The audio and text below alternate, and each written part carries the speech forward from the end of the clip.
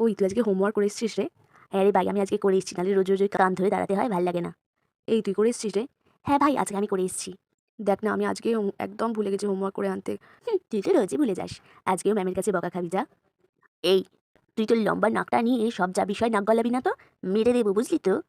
এই শোন না, বলছি যে তুই ম্যামকে বলি, ম্যামটা ভালো, কিচ্ছু বলবি না তোকে। বলছিস? আরে হ্যাঁ রে, বল বল।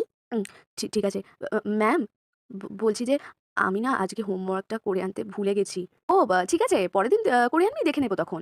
ম্যাম আপনি রাগ করলেন না? আরে রাগ করতে যাবো কেন শুধু শুধু? না মানে হোমওয়ার্ক করে না আনলে তো অন্য ম্যামেরা পানিশমেন্ট দেয়, তাই বলছিলাম আর কি।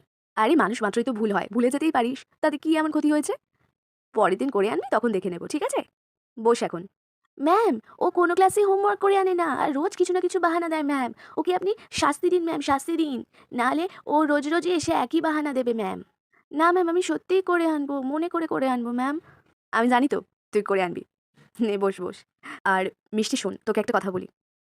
বন্ধু হয়ে বন্ধুর নামে নালিশ করতে নেই ম্যামেদের কাছে, ঠিক আছে? এতে বন্ধুত্বটা নষ্ট হয়। তোরা তো সবাই বন্ধু, তাই না? হ্যাঁ, বন্ধু যদি কোনো অন্যায় কাজ করে, তখন বন্ধুর নামে ম্যামের কাছে বলতে পারিস, কিন্তু এইসব ছোটখাটো বিষয় নিয়ে ম্যামেদেরকে নালিশ করা উচিত নয় বন্ধুদের নামে, কেমন? হয়তো দেখা গেল তুই যদি কোনোদিনও বিপদে পড়িস, ও তোকে এসে হেল্প করবে। হুম। বস। ম্যাম একটা কথা বলবো, আপনি না খুব ভালো। আচ্ছা ঠিক আছে ঠিক আছে, পাকামো করতে হবে না, এবার বস বস।